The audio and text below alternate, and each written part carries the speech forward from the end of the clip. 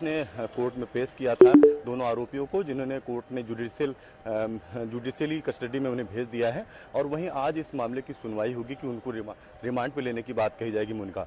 लेकिन सबसे महत्वपूर्ण बात यह है कि जिस तरह से ये उत्तर प्रदेश से ऐसा मामला निकल के सामने आया है, जिसमें से धर्मांतरण को लेकर लगभग 1000 की संख्या, यानी 1000 की संख्या उत्तर प्रदेश के कानपुर, नोएडा, गाजियाबाद, तमाम जो ऐसे जनपद हैं उनसे इस तरह की चीजें सामने आई हैं। तो कहीं ना कहीं ये मामला जिस तरह से बड़ा है और ऐसे में कोई भी सरकार इस तरह के मामलों को लेकर सख्ती से पेश आएगी। यही कारण है कि उत्तर प्रदेश के मुख्यमंत्री ने स्वयं इस मामले का संज्ञान लिया। लगातार यूपी एटीएस भी इस मामले की छानबीन कर रही है और ऐसे में ये माना जा रहा है कि जब दोनों आरोपियों को जो रिमांड कस्टडी है वो जब ली जाएगी तो निकल के और तमाम चीजें साफ हो जाएंगी कि आखिर ये कब से ये चल रहा था, कैसे लोग किसमें कैसे लोगों को बरगलाया जा रहा था। क्योंकि सबसे बड़ी बात है, अगर हम उनका अगर बात करते हैं एडीजी प्रशांत कुमार की, तो उन्होंने साफ तौर से जिस तरह से कहा कि कुछ गरीब लोगों को निशाना बनाया जाता था, उनको नौकरी, शिक्षा और तमाम ऐसे प्रलोभन है वो दिए जाते थे। यहाँ तक कि जो मूक बधिर बच्चे हैं उनको भी निशाना बनाया जाता था, उनको अपने धर्म के विषय में प्रलोभन दिया जाता था,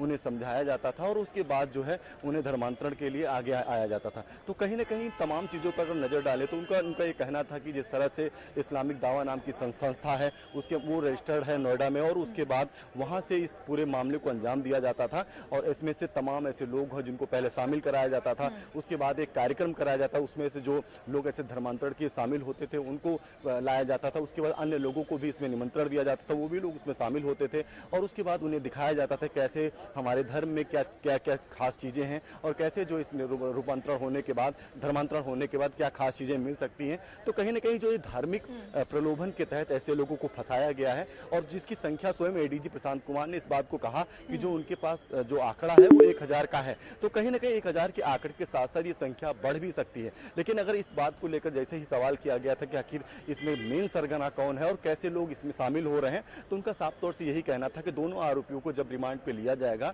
और उसके बाद इस मामले को लेकर के चीजें सामने आएंगी, साफ होंगी। क्योंकि ये जिस तरह से इस मामले की बात की जाए, इस पूरे मामले को देख ही रहे हैं, साथ ही सीएम योगी आदित्यनाथ भी इस पूरे मामले पर नजरें बनाए हुए हैं। जैसे जैसे जांच का दायरा बढ़ रहा है ओम, हम देख रहे हैं कि नेटवर्क भी लगातार देखा जा रहा है कि कितना बड़ा है। कई ऐसे जिले देखे जा रहे हैं जहां पर ये पूरा नेटवर्क है। ये कोई 2-3 लोगों का काम नहीं है, पूरा एक गिरोह कहेंगे कि ऐसा था जो कि इन चीजों को करता था, लोगों को इकट्ठा करके लोगों की मजबूरियों को समझ के लालच देकर धर्मांतरण कराया जाता था। अब जब जांच का दायरा आगे बढ़ा है और तो इसमें क्या क्या कुछ निकलकर सामने आ रहा है?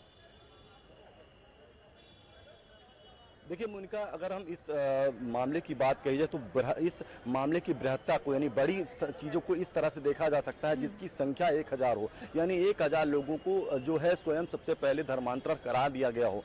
तो कहीं ना कहीं इस बात को बखूबी समझा जा सकता है कि इस जो मामला है वो कितना बड़ा है। क्योंकि 17 से 18 लोग जो हैं वो स्वयं नोएडा से निकल करके आए हैं और उसके गाजियाबाद से निकल करके आए हैं। उसके साथ साथ जो अन्य जो जिले हैं, कानपुर में जिस तरह से एक मूक बधिर बच्चा था उसको धर्मांतरण कराया गया, उसने अपनी फैमिली से वीडियो कॉल के जरिए अपनी तमाम जो चीजें होती हैं वो सुनाई। उसके बाद उन लोगों ने जो पुलिस के तमाम आला अधिकारी हैं उनसे संपर्क किया। इस मामले पर यूपी एटीएस ने स्वयं लखनऊ में इस मामले की एफआईआर दर्ज कराई है।